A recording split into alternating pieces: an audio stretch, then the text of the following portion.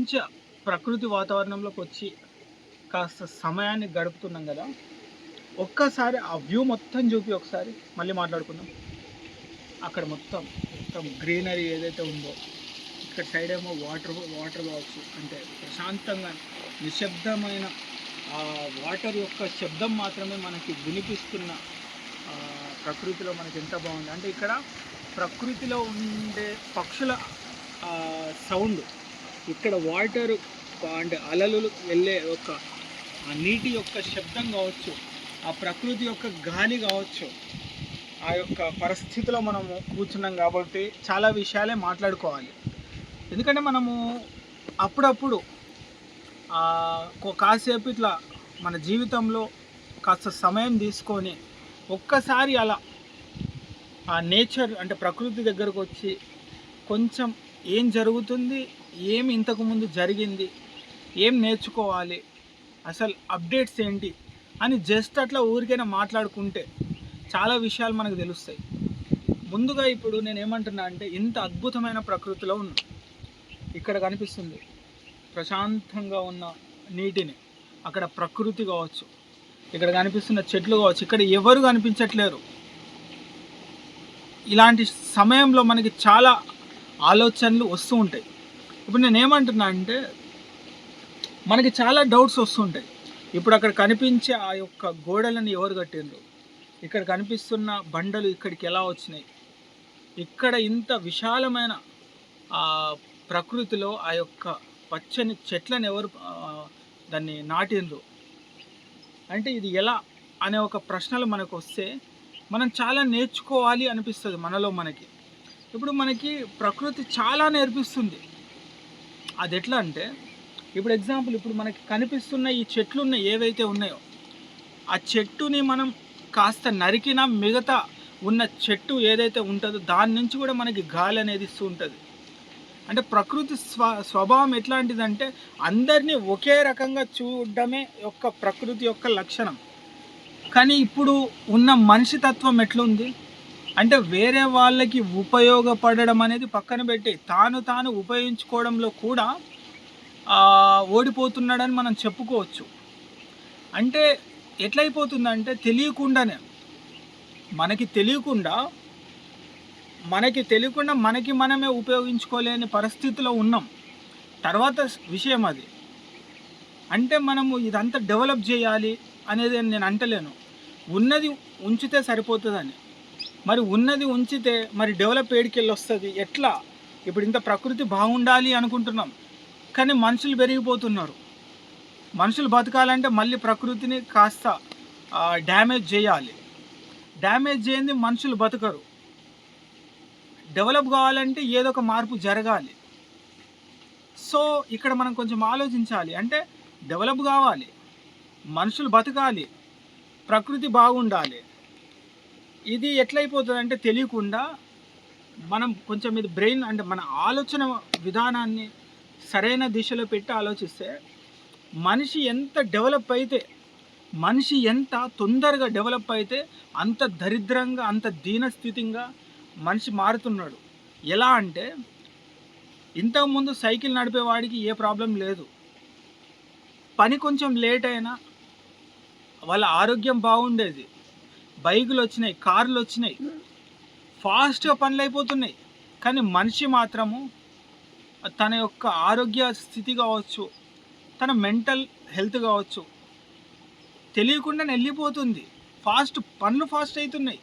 తెలియకుండా మనిషి అనేటోడు తన శరీరాన్ని అంటే ఈజీ వేలో పెట్టేసిండు. ఇంతకుముందు వంట చేసుకొని తింటుండే, ఇప్పుడు తక్కువని స్విగ్గీలో వచ్చేస్తుంది. పనులు తొందర అవుతున్నాయి. మనిషి మాత్రము తెలియకుండా తగ్గిపోతున్నాడు వాళ్ళ యొక్క వయసు. అంటే నేను ఇక్కడ ఏమంటున్నా తెలుసా, మనిషి ఎంత తొందరగా డెవలప్ అవుతాడో అంత దారుణంగా, దరిద్రంగా, అంత దీనస్థితిలో మారిపోతాడు. కట్టెల పొయ్యిలో ఉన్నప్పుడు ఆరోగ్యం ఉంది, ఇప్పుడు గ్యాస్ స్టవ్ వచ్చిన తర్వాత మనిషి ఆ స్థితి మారిపోయింది. సైకిల్ దొక్కినప్పుడు బాగున్నాడు, కార్లు, లగ్జరీలు ఇవన్నీ వచ్చిన తర్వాత మారిపోయాడు. మామూలుగా దాన్ని ఏమంటారు, చిన్న చిన్న ఫ్యాన్లు ఉన్నప్పుడు బాగుండే, ఇప్పుడు ఏసీలు వచ్చిన తర్వాత మనిషి ప్రాబ్లంలో అయిపోయాడు. ఎంత ఫాస్ట్ మారుతుందో అంత ఫాస్ట్ మనిషి కూడా తగ్గిపోతున్నాడు. అంటే డెవలప్ కావద్దు అని కాదు ఇక్కడ, మనిషి యొక్క తత్వం మారిపోతుంది తెలియకుండానే. అప్డేట్ కావాలి, ఎంత అప్డేట్ అయితే మనకు తెలియకుండా మనిషి పడిపోతున్నాడు. ఇంతకుముందు చిన్న చిన్న ఇల్లులు ఉండే, సరిపోతుండే, ఒక ఇంట్లోనే ఒక 3-4 ఫ్యామిలీ ఉంటుండే, హ్యాపీగా ఉంటుండే. మనిషి ఎప్పుడైతే డెవలప్ అయ్యి 4 అంతస్తులు కట్టిండో దూరాలు పెరిగిపోయినారు, ప్రేమలు పోయినాయి. తెలియకుండా మనిషి డబ్బు కావచ్చు, ఆస్తులు కావచ్చు, కార్లు కావచ్చు, రకరకాల స్థితిలో బతికినప్పటికీ కూడా మనశ్శాంతి లేకుండా మనిషి తెలియకుండా తగ్గిపోతూ బతుకుతున్నాడు. సో ఇది మనం బాగా ఆలోచించాల్సిన విషయమే ఇది. అంటే దీంట్లో మనం ఏం తెలుసుకోవాలి, ఎంత డెవలప్ అయితే అంత ప్రాబ్లం అవుతుంది మనిషికి. ఎంత మనుషులు అంటే బతకాలి మనుషులు అంటే ప్రకృతికి కొద్ది డ్యామేజ్ జరుగుతుంది తెలియకుండా. ఇప్పుడు అంటే మనం చాలాసార్లు ఎక్కడ చూస్తే అక్కడ ప్రకృతి ఉండేది, మనుషులు పెరిగిపోతున్నారు, ప్రకృతి తగ్గిపోతుంది, ప్రకృతి కోసం ఎక్కడికో పోవాల్సిన పరిస్థితి అయింది. సో ఎప్పుడైనా మనం ప్రకృతికి ఈక్వల్గా మనం బతకం, అంటే ఉల్టాగా బతికేస్తాం, విరుద్ధంగా బతికేస్తాం. ఫర్ ఎగ్జాంపుల్, ఇప్పుడు వర్షం పడుతుంది, కాకపోతే మనము గొడుగు పట్టుకొని తిరుగుతాం. మంచి గాలి వస్తుంది, మనం కిటికీలు బంద్ చేసుకుంటాం గాలికి. ప్రతిదీ కూడా ప్రకృతికి ఒదిగి మనం బతకము, ఎప్పుడు దానికి అనుకూలంగా బతకము. ఎందుకంటే ఒకవేళ ప్రకృతికి అనుకూలంగా బతికితే మనిషి బతుకుండలేడు, కొంచెం సైంటిఫిక్గా నాలెడ్జ్గా ఆలోచిస్తే. సో మనం నేర్చుకోవాలి, చాలా నేర్చుకోవాలి. ఇప్పుడు మనం ఎట్లా ఆలోచిస్తామంటే వీళ్ళతోటి ఇలా, వాళ్ళతో అలా ఉండాలని, కానీ ప్రకృతికి అలాంటి గుణం లేదు.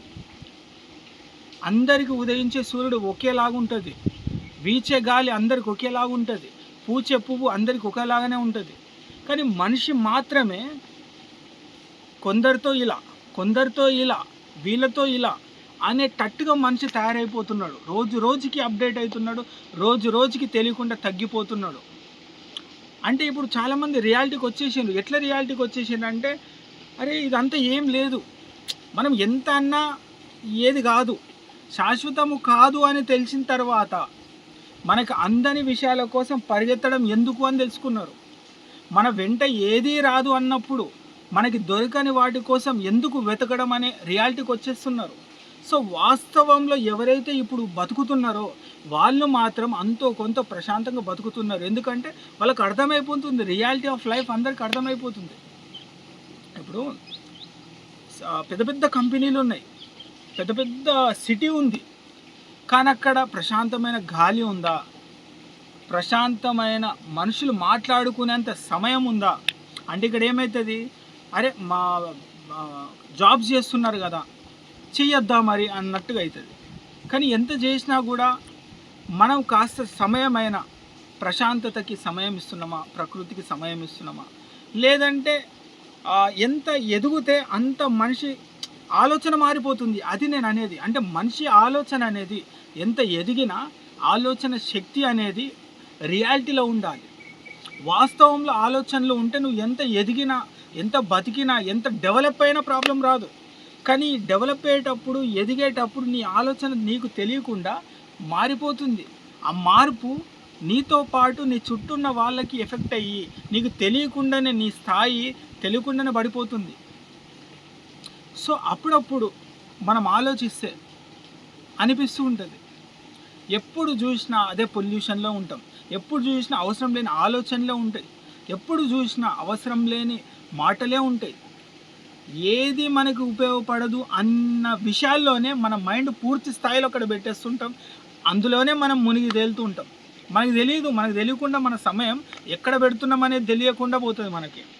అప్పుడప్పుడు ఇలా బాగా ఇష్టమైన వ్యక్తులతోటి, ఫ్రెండ్స్ కావచ్చు, ఫ్యామిలీస్ కావచ్చు, ఎవరైనా కావచ్చు, అప్పుడప్పుడు ఇట్లా కలిసి కొంతమంది కలిసి బయటకి అవుట్ సైడ్కి వచ్చి, ప్రకృతిలోకి వచ్చి ఇలాంటి ఆలోచనలు ఆలోచిస్తే అప్పుడు అనిపిస్తుంది మనం ఏం మిస్ అవుతున్నాం, ఎంత మంచి మాటలు మాట్లాడుకునే విషయాలను మనం మిస్ అవుతున్నాం, ఎంత మంచి సమయాన్ని మనం కోల్పోతున్నాం. తెలియకుండా మనం ఏం కోల్పోతున్నాం అనేది మనం తెలుసుకునే స్థితి రావాలంటే మనకి బాగా నచ్చిన వాళ్ళు, మనం ఎవరితో బాగా మాట్లాడతామో అలాంటి కొంతమంది ప్రకృతి దగ్గరకు వచ్చి కాస్త తనలో తాను మాట్లాడుకుంటే తప్ప ఇవన్నీ తెలియకపోవచ్చు.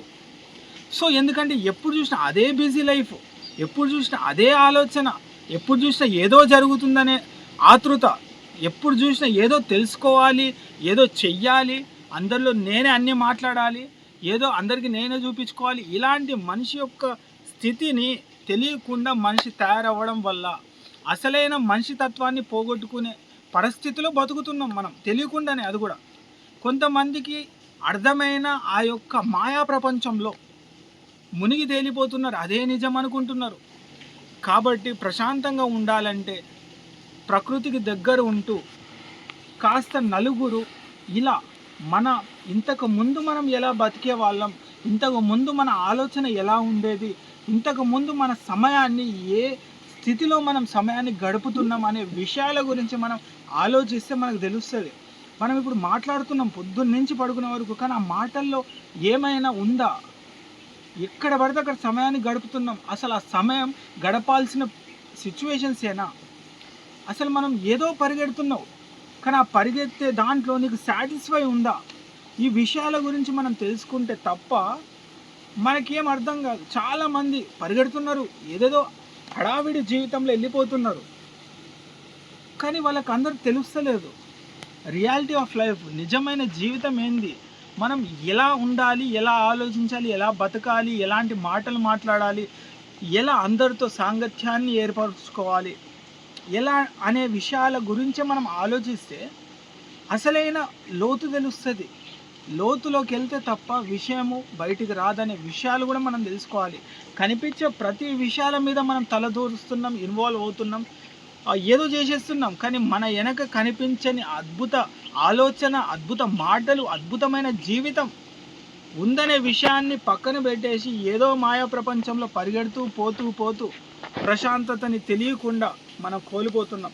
కాబట్టి అప్పుడప్పుడు అందరూ ఇలా కాస్త సమయం, ఇక్కడ ఎవరు కనిపించట్లే, పక్షుల కిలకిలా ఉంది, ప్రశాంతమైన నీటిని గమనిస్తున్నాం, నీటి యొక్క శబ్దం కనిపిస్తుంది, ప్రకృతి యొక్క గాలి, ఇలాంటి విషయాల ప్రకృతిలో అద్భుతమైన ఆలోచనలు ఖచ్చితంగా వస్తాయి మనకి. ఎందుకంటే ఇక్కడ డిస్టర్బ్ చేసే మనుషులు లేరు. పక్కింట్లో ఏం జరుగుతుంది, ఎదురింట్లో ఏం జరుగుతుంది, సమాజంలో ఏం జరుగుతుంది, పొద్దున్నే లేసి ఏం జరుగుతుంది, ఈ విషయాలు ఇక్కడ ఏవి ఉండవు ప్రకృతిలో. ప్రకృతి ఏం చూపిస్తుందో అదే మనకు అర్థమవుతుంది.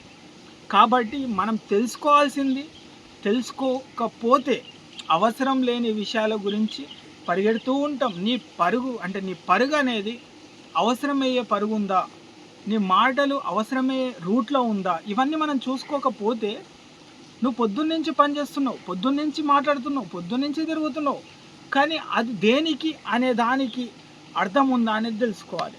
ఇవి తెలుసుకుంటేనే కదా మనం ఒక పని చేస్తున్నాం, ఎందుకు చేస్తున్నాం మనకు అర్థం కావట్లేదు. అర్థం కాని పనులన్నీ మనం చేసేస్తున్నాం మాయా ప్రపంచంలో. ఆ ప్రపంచంలో మనం మాయా ప్రపంచంలో మనం చేసి తిరిగి మాట్లాడి సమయాన్ని గడిపి అసలైన జీవితం ఎటుపోతుందో అర్థం కాని స్థితిలో బతికే చాలా మందిలో ఉన్నప్పుడు మనం కొంచెం బయటకు వచ్చేసి ఇలా బయటకు వచ్చి సరదాగా మన ఆలోచనల గురించి మనం మాట్లాడుకుంటే మనకు అనిపిస్తుంది. ఎందుకంటే ఆటోమేటిక్గా మనకు ఆలోచన వచ్చేస్తుంది. ఇలా ఊరికైనా ఎవరితో ఏం మాట్లాడకు, నిశ్శబ్దంగా ఇట్లా ఒక దగ్గర ఒక్కడివే కూర్చో. ఫ్రెండ్స్తో కూర్చుంటావా, అందరితో వస్తావా, ఇష్టమైన వాళ్ళతో వస్తావా, ఏమైనా వేసుకో, కానీ ఇలా అంటే పొల్యూషన్కి ఊరికే వాదించే మనుషులకి దూరం ఉండి ఇట్లా ప్రకృతిలో కూర్చుంటే నీకు తక్కువని అనుకో, అంటే నీ ఆలోచనకు వచ్చేస్తే మనుషుల యొక్క ఆ స్థితి నీకు ఏర్పడుతుంది. అసలు మనం ఎటు వెళ్తున్నాం, ఇలాంటి మాటలు ఇలాంటి ఆలోచనలు మనకి రావాలంటే కొన్ని సిచ్యువేషన్స్కి మనం బయట అవుట్ ఆఫ్ ద బాక్స్కి వెళ్ళాలి.